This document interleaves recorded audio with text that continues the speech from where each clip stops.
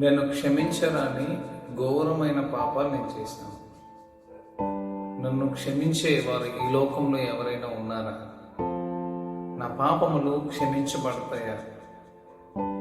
నేనింత ఘోర పాపని నన్ను ఎవరైనా ప్రేమిస్తారా? ఈ లోకము నన్ను అసహించుకుంటుంది, ఈ లోకము నన్ను ద్వేషిస్తుంది, ఈ లోకము నేను పాపినని నా వైపు చెయ్యి వేలు ఎత్తి చూపిస్తుంది. నన్ను ఎవరైనా ప్రేమించేవారు ఉన్నారా? నన్ను ఎవరైనా ఆదరించేవారు ఉన్నారా? నా పాపముల నుంచి, ఆ బాధ నుంచి నన్ను విడిపించే వారు ఎవరైనా ఉన్నారా అని నువ్వు ఆలోచిస్తూ ఉంటే, నువ్వు బాధపడుతూ ఉంటే, నువ్వు చింతిస్తూ ఉంటే, ఈ మాటలు దేవుడు నీ కోసమే తెలియజేయమని చెప్తున్నాను. నిజంగా దేవుడు నిన్ను ఎంతగానో ప్రేమిస్తాడు. దేవుడు ఈ లోకాన్ని ఎంతగానో ప్రేమించాడు. మనందరినీ దేవుడు శాశ్వతమైన ప్రేమతో ప్రేమిస్తూ ఉన్నాడు. దేవుని యొక్క ప్రేమకు అంతు లేదు, దేవుని యొక్క ప్రేమకు అవధులు లేవు, దేవుని యొక్క ప్రేమకు పరిమితి లేదు. మన యొక్క ప్రేమ మనము కొంతవరకే ప్రేమించగలుగుతాం, కానీ దేవుడు తన బిడ్డలమైన మన ఎడల ఎంత కృప చూపించాడంటే, నేటికి నువ్వు సజీవుడిగా ఉన్నావు అంటే, నేటికి నువ్వు బ్రతికి ఉన్నావు అంటే కేవలం దేవుని కృప మాత్రమే. అయితే నీ పాపములు క్షమించబడ్డాయా? నా పాపముల నుంచి నన్ను విడిపించే వారు ఎవరైనా ఉన్నారంటే దేవత దేవుడు సెలవిస్తాను, నేనున్నాను. నీ పాపముల గురించి నేను ఏం చేశానంటే నా యొక్క ప్రాణమును నీ పాపముల కొరకు అర్పించాను. ఎందుకంటే మనం చిన్న తప్పు చేసినప్పుడే, చిన్న పొరపాటు చేసినప్పుడే దానికి పనిష్మెంట్ అనేది మనం చూస్తుంటాం. స్కూల్లో బిడ్డలు ఏదైనా పొరపాటు చేస్తే ఏం చేస్తారు? టీచర్స్ పనిష్మెంట్ ఇస్తారు. మనం ఏదైనా పొరపాటు చేసినప్పుడు తల్లిదండ్రులుగా బిడ్డలకి తల్లిదండ్రులు పనిష్మెంట్ ఇస్తారు. మరి మనం పాపం చేసినప్పుడు, మనం తప్పులు చేసినప్పుడు దానికి కూడా శిక్ష అనేది ఉంటుంది. అందుకోసమే బైబిల్లో ఒక మాట ఉంటుంది, పాపములను వచ్చు జీతము మరణం అని ఉంటుంది.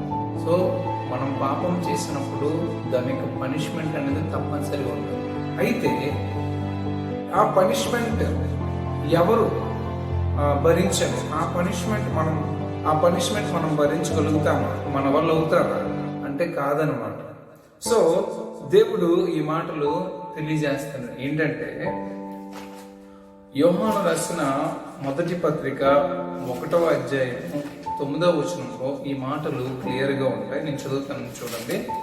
యోహాను రాసిన మొదటి పత్రిక 1వ అధ్యాయము 9వ వచనం నేను చదువుతున్నాను. మన పాపములను మనము ఒప్పుకొని ఎడల ఆయన నమ్మదగిన వాడును నీతిమంతుడును గనుక ఆయన మన పాపములను క్షమించి సమస్త దుర్నీతి నుండి మనము పవిత్రులుగా చేయను. దేవునికి స్తోత్రం. చూడండి, దేవుడు ఏ రీతిగా సెలవిస్తున్నాడంటే, మన పాపములను మనము ఒప్పుకొని ఎడల ఆయన నమ్మదగిన వాడును నీతిమంతుడును గనుక ఆయన మన పాపములను క్షమించి సమస్త దుర్నీతి నుండి మనలను పవిత్రులుగా చేయను.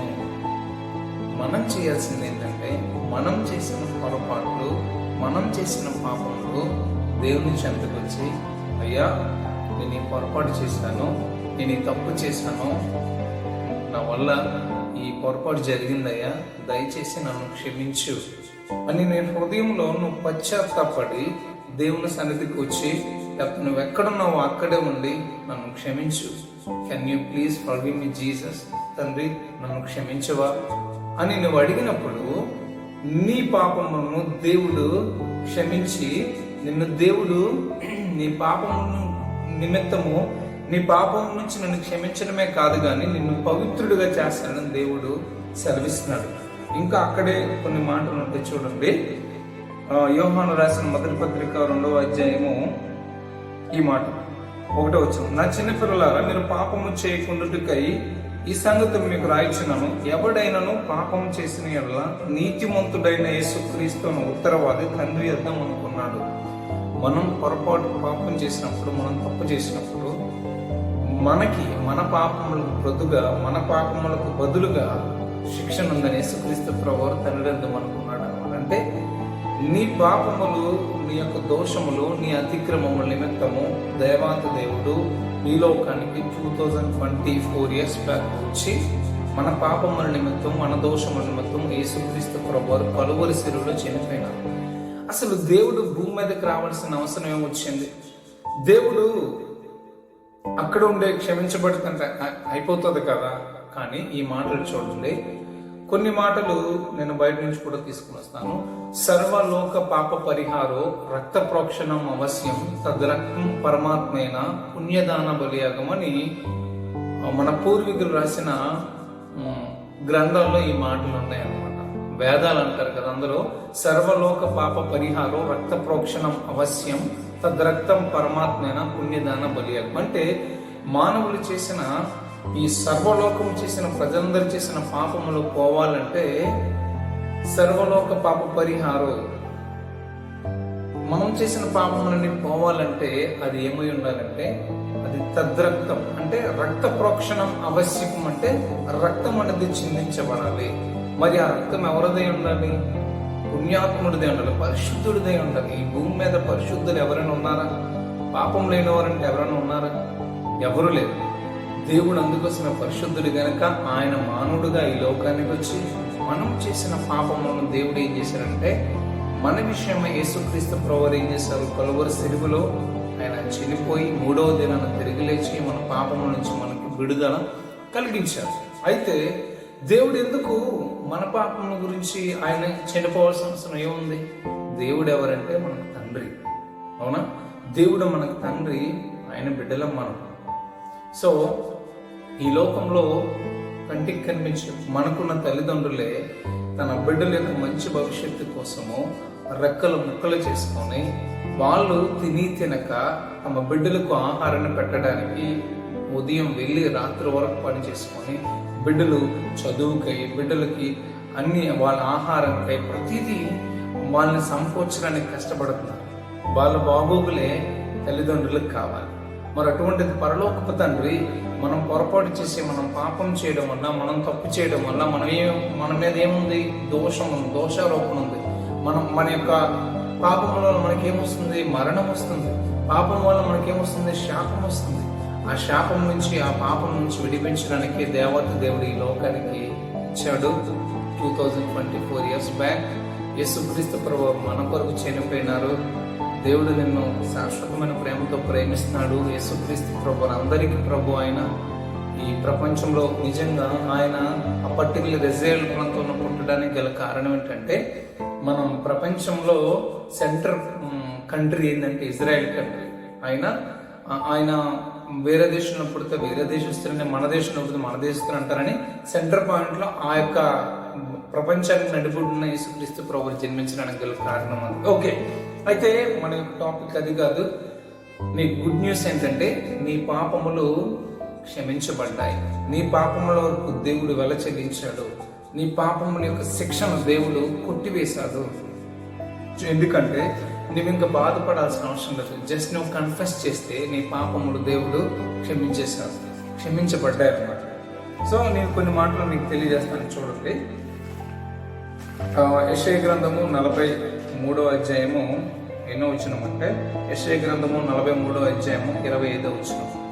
నేనే నా చిత్తానుసారంగా నీ యొక్క అతిక్రమములన్నిటినీ తుడిచివేసి ఉన్నాను.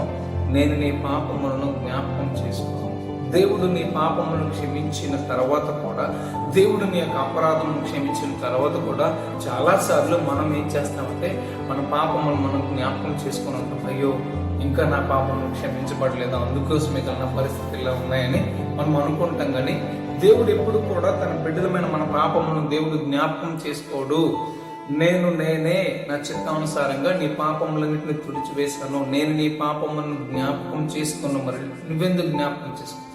సో నీ పాపములు క్షమించబడ్డాయి. నీ పాపములను దేవుడు జ్ఞాపకం చేసుకోవట్లేదు. దేవుడు నిన్న పాపం నుంచి విడిపించాడు. నువ్వు క్షమించబడ్డావు. దేవుడు నిన్ను ఎంతగానో ప్రేమిస్తున్నాడు. నీ జీవితాన్ని కట్టాలని, నీ కుటుంబాన్ని బాగు చేయాలని దేవుడు ఆశపడుతున్నాడు. ఇంకా చూడండి, కొన్ని మాటలు మీకు చెప్తాము. అక్కడే ఉంటుంది యెషయా గ్రంథం 44వ అధ్యాయం 22వ వచనం. మంచు విడిపోనట్లుగా నేను నీ అతిక్రమములను, మబ్బు తొలగిపోనట్లుగా నేను నీ పాపమును తుడిచివేసి ఉన్నాను. చూడండి, మన పాపములనంట మంచు విడిపోనట్లుగా మన అతిక్రమములను దేవుడు తుడిచివేశాడు, మబ్బు తొలగిపోనట్లుగా మన పాపమును దేవుడు తుడిచివేశాడు. మనం ఎందుకు ఇంకా చింతించాలి? మనం ఎందుకు ఇంకా అపరాధ భావంతో ఫీల్ అవ్వాలి? మనం ఎందుకు ఇంకా ఆ యొక్క లోన్లీనెస్ తో మనం బాధపడాలి? ఆ చింత మనం ఉండాలి. మన పాపమును క్షమించబడ్డాను దేవత దేవుడు సెలవిచ్చాడు. నువ్వు స్వతంత్రుడువు, నువ్వు పాపం నుంచి విడిపించబడ్డావు. నీ కొరకు యేసుక్రీస్తు ప్రభువు చనిపోయారు, మరణాన్ని జయించి మృత్యుంజయుడిగా తిరిగి లేచారు. ఆయన నిన్ను ఎంతగానో ప్రేమిస్తున్నాడు, మనల్ని ప్రేమిస్తున్నాడు. మనం ఆయన బిడ్డలం గనక ఈ లోకానికి ఆయన రావాల్సి వచ్చింది. మన పాపం వాళ్ళు చెల్లించాడు. నువ్వు ఫ్రీ బర్డ్, పాపము నుంచి విడిపించబడ్డావు. నువ్వు ఇప్పుడు పరిశుద్ధుడు, నువ్వు నీతిమంతుడు, నువ్వు మంచివాడు. సో మనం ఇంకా అట్టి రీతిగా మనం ఆలోచించుకుంటూ చక్కగా మనం హ్యాపీగా సంతోషం ఉంటాం. నీ యొక్క జీవితం మీద ఇంకే శాపము, ఏ బంధకాలు, ఏ పాపములు కూడా నిన్ను ఏం చేయలేవు అన్నమాట. ఎందుకంటే నీ కొరకు యేసుక్రీస్తు ప్రభువు తన రక్తాన్ని చిందించారు. ఇప్పుడు నువ్వు స్వతంత్రుడు. Praise the Lord. ఆమేన్.